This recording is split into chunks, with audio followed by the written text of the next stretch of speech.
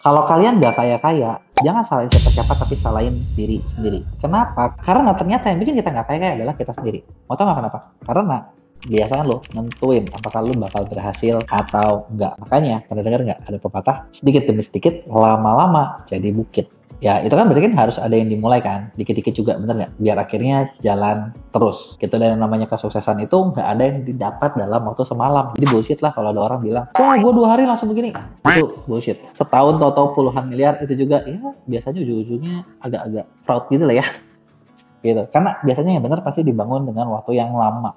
Gitu. Nah, kebetulan di video ini belum lama gue baru baca satu artikel dan ini bagus banget, di mana ada satu orang psikolog organisasi dan profesor di Wharton School of University Pennsylvania, Adam Grant, yang bilang dari penelitian dia ada 10 kebiasaan yang dilakuin orang-orang sukses dan itu ternyata bawa perubahan banget dan bikin mereka sukses. Apa aja sih? Yuk kita lihat. Ini dia 10-nya. Yang pertama, keluar dari zona nyaman. Kalau ini gue setuju banget sih, karena yang namanya zona nyaman itu adalah yang ngebunuh. Jadi kalau kalian misalnya udah punya kebiasaan yang enak banget, misalnya pergi kerja dari pagi, pulang sore, terus begitu pulang tuh pengennya santai, ngapain, dan melakukan hobi dan hiburan dan sebagainya, dan itu udah jadi nyaman banget ya, biasanya lu nggak akan bisa maju-maju amat. Karena zona nyaman memang adalah musuh paling besar dari pertumbuhan. Jadi kalau kita mau dapat sesuatu yang lebih besar, sesuatu yang maju, yang pasti nggak nyaman. Jadi ya nikmatin aja gitu. Yang kedua, minta saran bukan feedback. Maksudnya apa? Jadi kalau kata dia gini, buat orang sukses, feedback berarti kita kan minta pendapat ya. Gue udah gini nih, menurut lu gimana gitu. Itu nggak bikin orang buat maju. Tebak feedback itu kan lihat hal-hal yang udah kejadian, bukan apa yang akan terjadi. Makanya banyak orang lebih suka saran daripada feedback. Kalau gue sih untuk poin ini kayaknya butuh dua-duanya deh, bener nggak? Kita nggak bisa dapetin, maksudnya gini, kalau yang lama aja kita masih ada salah, benerin dulu dong, bener nggak? Baru minta saran, kalau menurut gue loh ya. Yang ketiga, menemukan sumber yang bisa dipercaya. Kalau ini make sense banget, gue setuju banget. Karena gini, kalau misalnya kita punya sumber informasi yang bisa dipercaya, itu bakal bikin kita bisa memutuskan apapun dengan lebih benar. Contoh, misalnya, kalau gue bilang ke kalian, besok harga Bitcoin bakal naik 10 kali lipat, dan itu beneran, kalian beli sekarang masih untung kan? Bener nggak? Tapi lu jangan beli, karena itu gue ngasal gitu loh. Itu contoh doang gitu. Tapi poinnya adalah kalau lu punya sumber yang bisa dipercaya, lu tahu informasi apapun, lu bisa memproses dan lu bisa tahu harus ngapain. Itu bakal bikin lu untung banget. Yang keempat, targetin keunggulan, bukan kesempurnaan. Nah, bingung kan lo, kalimatnya gua tahu ini agak membingungkan, tapi intinya gini. Keunggulan adalah lu jadi expert di satu bidang. Lu jadi satu paling jago. Misalnya lah, katakanlah gua orang paling jago dalam bahas jualan online misalnya. Nah, itu adalah keunggulan gue. Apakah kalau gue seperti itu semua bidang lain gue bakal jago? Enggak juga. Karena orang bisa cuma punya 1-2 keunggulan doang kok, nggak bisa semua. Jadi jadilah paling jago di satu bidang. Bidang lain gimana? Ya udah, kagak usah jago-jago amat, nggak apa-apa. Lu bodoh juga nggak apa-apa. Nanti tinggal nanya aja sama orang lain, bener nggak? Nah, itu dia nih. Jadi jangan pengen semuanya sempurna, karena bergerak di kelemahan, membuat kelemahan lu jadi sempurna, itu bakal lebih susah daripada bikin diri lu lebih jago. Nah, yang kelima, ngejadiin diri sendiri sebagai hakim. Katanya, buat orang-orang sukses, mengecewakan diri sendiri adalah hal buruk yang nggak boleh dilakukan.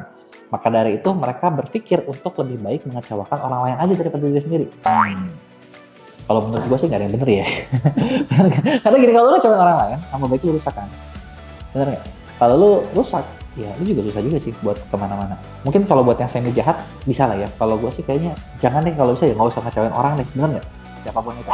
Terus keenam, buat rutinitas jadi sumber kebahagiaan. Oh, ini masuk akal, bener banget. Karena kenapa? Ketika lu lagi berproses, ketika lu lagi pengen jadi orang sukses, lu bakal punya pekerjaan yang jam kerjanya itu gila banget.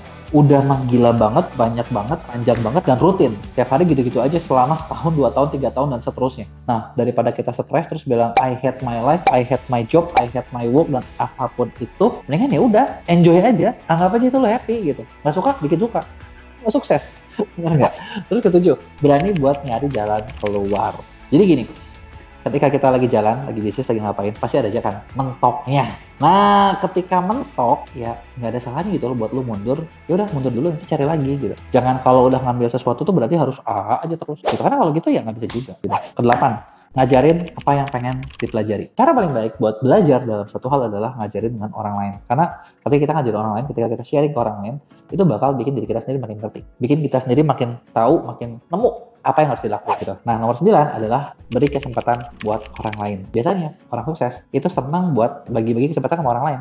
Apakah orang itu diremehin ataupun enggak ya nggak masalah. Gue setuju banget sama satu ini, karena gini, kalau salah satu prinsip gue adalah nggak usah takut buat berbagi sama orang, Justru takut lah kalau nggak ada yang dibagi. Kenapa? Ya masuk akal nggak? Sekarang gini, kalau gue bagi, ada kerjaan nih, ada job, ada peluang, ada bisnis, gue bagi sama orang. Berarti kan gue bisa dapetin hasil lebih dari orang itu, bener nggak? Meskipun nggak dapetin full, it's okay.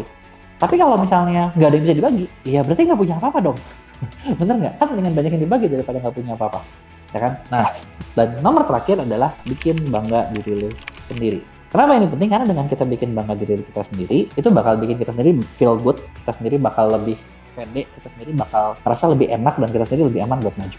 Jadi itu dia tadi 10 kebiasaan yang dilakuin orang sukses versi Adam Grant. Gua nggak tahu kalian setuju semua atau enggak, gua sendiri ada yang nggak setuju. Nah, kasih tahu gua mana yang kalian nggak setuju di komentar.